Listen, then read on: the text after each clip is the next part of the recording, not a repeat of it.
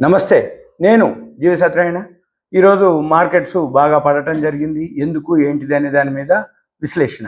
Markets దీన్నే blood bath అంటారు. ఇప్పుడు బ్లడ్ బాత్ అంటే ఏంటంటే ఇక బ్లడ్లో అనమాట స్నానం చేయటం అంత అనమాట. అంటే ఓపెనింగే మన మార్కెట్లు భారీగా పతనం అవటం జరిగింది. ఎందుకు ఏంటిది అనేది చూద్దాం.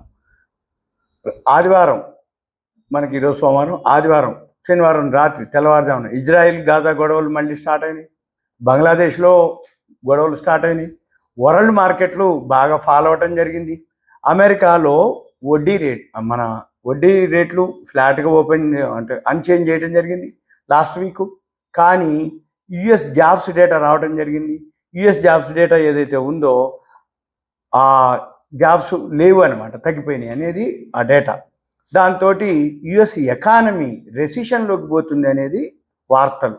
ఆ రెసిషన్లోకి అమెరికా పోతుందంటే ఎకానమీ స్లో డౌన్ అయిపోతుంది అనేది వార్తలు. దాంతో అమెరికా మార్కెట్లు బాగా ఫాలో అవటం, దాంతోపాటు ఏషియన్ మార్కెట్లు, యూరోపియన్ మార్కెట్లు ఫాలో అవటం, జపాన్ వరకు వచ్చి నిన్న అంటే ఈరోజుకు మొన్న శుక్రవారానికి జపాన్ మార్కెట్లు భారీగా పతనం అవటం, ఇవన్నీ మన మార్కెట్లు కూడా ఫాలో అవటం జరిగింది. మన పని ఇప్పుడేంటిది, ఈరోజు ఇయర్లీ హైకిలోకి లాస్ట్ మనొక 2-3 డేస్ బ్యాక్ మన 1 తారీఖు ఆగస్టు 1కి yearly high, lifetime high, new హైకి రావడం జరిగింది. బిఎస్సి 82,000 దాటిపోయింది. బిఎస్సి సెన్సెక్స్ 25,000 దాటింది నిఫ్టీ. ఇక అక్కడి నుంచి ప్రాఫిట్ బుకింగ్లు, కరెక్షన్ రావడం జరిగింది. దీంతోపాటు వరల్డ్ మార్కెట్లు ఫాలో అవడం జరిగింది. ఈ వరల్డ్ మార్కెట్లు, అమెరికా మార్కెట్లు 1.5%, అంటే Friday night Dow Jones, Standard and Poor's, Nasdaq, దాంతోపాటు ఏషియన్ మార్కెట్లు, చైనా మార్కెట్లు, జపాన్ మార్కెట్లు ఇప్పటికీ 14% మైనస్లో. మొన్న కూడా 1,600 పాయింట్ల వరకు, అంటే సుమారు 6,000 పాయింట్లు 2 రోజుల్లో తగ్గిపోయింది. 6,000 అంటే అంతకుముందు 37,000 ఉంది. 37,000 చిల్లర ఉన్నటువంటిది 31,000కి వచ్చేసింది. ఏది జపాన్ సెన్సెక్స్. అంటే మనది 82,000 ఉన్నది, ఇప్పుడు ప్రజెంటు 22,000కి వచ్చింది. అంటే 2,600 వరకు మైనస్ అయ్యి మళ్ళీ రికవరీ అవుతుంది ఇప్పుడు ప్రజెంట్. అయితే మన పని ఏంటిదిగా, ఏ అయితే ఉన్నాయో వాల్యూ ఉన్నాయి చూసుకోవాలి. బడ్జెట్ అయిపోయిన తర్వాత మార్కెట్స్ ఏవైతే ఉన్నాయో, ఈవెంట్స్ లేవు మనకి. కాకపోతే మనకి రేపు ఎల్లుండి అంటే మంగళవారం, బుధవారం, గురువారం ఆర్బీఐ క్రెడిట్ పాలసీ ఉంది. 6వ తారీఖు రేపటి నుండి డిస్కషన్ ఉంటుంది. 6, 7, 8 గురువారం నాడు ఈ ఆర్బీఐ క్రెడిట్ పాలసీ అనౌన్స్ చేయడం జరుగుతుంది. అది ఫ్లాట్గానే ఉండొచ్చు, అంటే అన్చేంజ్ అనమాట. వడ్డీ రేట్లు తగ్గించడం, పెంచడం ఏమీ ఉండకపోవచ్చు అనేది మార్కెట్ అంచనా. ఎందుకోసం అంటున్నానంటే, అమెరికాలో వడ్డీ రేట్లు ఎప్పుడైతే అన్చేంజ్ అయిందో, ఫ్లాట్ ఉంచిర్రో, దాన్నే మనం కూడా ఫాలో అవుతాం. అక్కడ వడ్డీ రేట్లు పెంచినట్టయితే మనం కూడా పెంచటం, అక్కడ వడ్డీ రేట్లు మామూలుగా ఉన్నాయి కాబట్టి మనం కూడా మామూలుగానే వడ్డీ రేట్లు ఉంటాయి. కాకపోతే ఇప్పుడు మార్కెట్లు పడటానికి రీజన్ అంటూ మనకి బడ్జెట్ లేదు, ఈవెంట్ లేదు, ఎలక్షన్స్ అన్నీ అయిపోయినాయి. మనం ఇప్పుడు వరల్డ్ మార్కెట్లను ఫాలో అవటం. వరల్డ్ మార్కెట్లు అంటే ఏంది, ఏషియన్ మార్కెట్లు, యూరోప్ మార్కెట్లు, యుఎస్ మార్కెట్లు. అయితే యూరోప్ మార్కెట్లు, ఏషియన్ మార్కెట్లు ఎన్ని పడ్డా, ఇజ్రాయెల్ గాజా ఎంత గొడవ ఉన్నా అవి టెంపరీనే మన వరకు. ఎందుకు అంటుందంటే, మన ఎకానమీకి వాళ్ళ ఎకానమీకి సంబంధం లేదు. యుఎస్ రెసిషన్లోకి వెళ్తుంది అని యుఎస్ మార్కెట్లు పడ్డాయి. దాంతోపాటు ఏషియన్ మార్కెట్లను ఫాలో అవుతూ మన మార్కెట్లు ఫాలో అవటం. ఇప్పుడు మళ్ళీ యూరోపియన్ మార్కెట్లు ఏవైతే ఉన్నాయో అవి కూడా మన దారిలోనే పట్టడం జరిగింది. అంటే ఇప్పుడు అవి ఫాల్లోనే ఓపెన్ అవ్వటమే, గ్యాప్ డౌన్ తోటి ఎఫ్టీఎస్సీ అనుకోండి, డిఏఎక్స్, సిఏసి అవన్నీ కూడా 2% అబోనే మైనస్లోకి రావడం జరిగింది.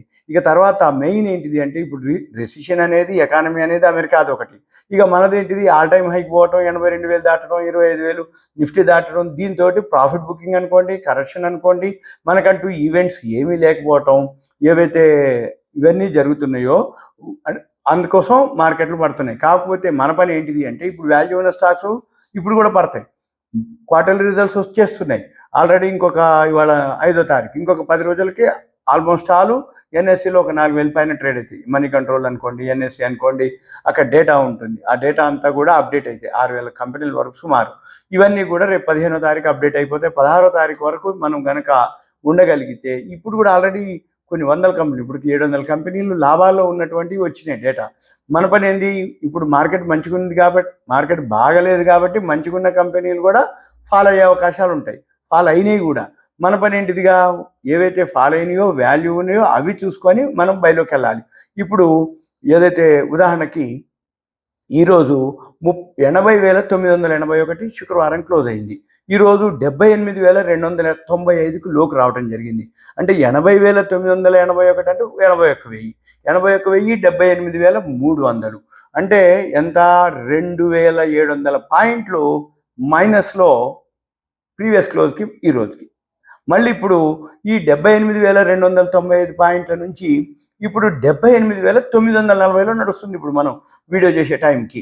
అంటే ఏంది, సుమారు మళ్ళీ 650 పాయింట్లు లో నుంచి కూడా రికవర్ అవ్వడం జరిగింది. ఇవన్నీ కూడా ఎవరికి, బ్యాన్లో ఏవైతే F&O ఉన్నాయో ఆప్షన్ చేసేవాళ్ళు, కాల్ ఆప్షన్ పుట్ ఆప్షన్ చేసేవాళ్ళు, కాలు బై చేసిన వాళ్ళు పోతారు, పుట్టు బై చేసిన వాళ్ళు పోతారు. ఎందుకు పోతారు అంటే, మార్కెట్ ఎప్పుడైతే ఫాలో అయిందో పుట్టు ప్రీమియంలు బాగా పెరుగుతాయి, కానీ పుట్టు కొన్న వాళ్ళు చాలా కొద్ది మంది ఉంటారు.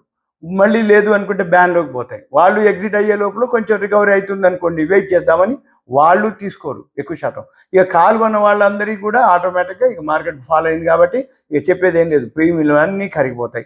F&O బై చేసిన వాళ్ళు పోతారు, కాల్స్ కొన్న వాళ్ళు పోతారు, పుట్టు సెల్ చేసిన వాళ్ళు కూడా పోతారు. పోవటం అంటే లాస్లోకి వెళ్ళిపోతుంది. మళ్ళీ ఎక్కువ తక్కువ మళ్ళీ కొనాలి అంటే మార్కెట్ మళ్ళీ ఫండ్స్ కావాలి, మార్జిన్ కావాలి. ఇప్పుడు ఈ పెయిన్ ఏదైతే ఈ నొప్పి ఉందో ఇవాళతోటే పోదు, ఎందుకంటే వరల్డ్ మార్కెట్లో రికవరీ అవ్వాలి. మళ్ళీ ఈ MTFలు ఉంటాయి, మార్జిన్ ట్రేడ్ ఫెసిలిటీస్, వాళ్ళు ఎవరైతే కొనుక్కొని ఉంటారో వాళ్ళు మార్జిన్ కనుక మెయింటైన్ చేయకపోతే మళ్ళీ అవి స్క్వేర్ ఆఫ్ అయిపోతుంటాయి, సిస్టమే క్లోజ్ చేస్తుంటుంది. F&O క్లోజ్ అవుతుంటాయి, ఆప్షన్స్ క్లోజ్ అవుతాయి, కాల్స్ పుట్స్ అంటే ఎవరైతే పుట్టుకొన్నారు ఉన్నారో ఓకే, వాళ్ళకేం ప్రాబ్లం ఉండదు, ఎందుకంటే చాలా కొద్ది మంది. ఎందుకు కొనరు పుట్టు ఎక్కువ ప్రీమియం పెట్టి అంటే, మార్కెట్ ఎప్పుడైతే ఆల్ టైమ్ హైక్ పోయిందో అంతకుముందు పుట్లు కొంటారు, కానీ అప్పుడు పడట్లేదు కాబట్టి పడవనే ఉద్దేశంతో కాల్లోకి వెళ్తారు. ఎప్పుడైతే మార్కెట్ చెప్పదు, చెప్పకుండానే ఒక్కసారి 1,000 పాయింట్లు పడిపోద్ది.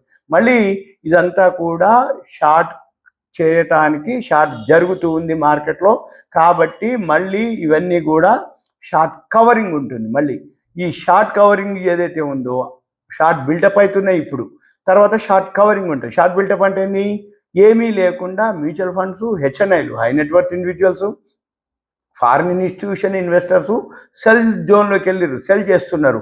మళ్ళీ వీళ్ళంతా బై చేయాలి, స్క్వేర్ ఆఫ్ చేయాలి. F&Oలో అనుకోండి, మామూలుగా కాల్స్ అనుకోండి, పుట్స్ అనుకోండి, దాన్ని ఏమంటారంటే అప్పుడు షార్ట్ కవరింగ్ అంటారు. ఇప్పుడు షార్ట్ బిల్టప్ అవుతున్నాయి. మళ్ళీ కనుక ఎవరైతే రియల్ ఇన్వెస్టర్స్ ఉంటారో ఒకవేళ ప్యానిక్ అవ్వక్కర్లేదు.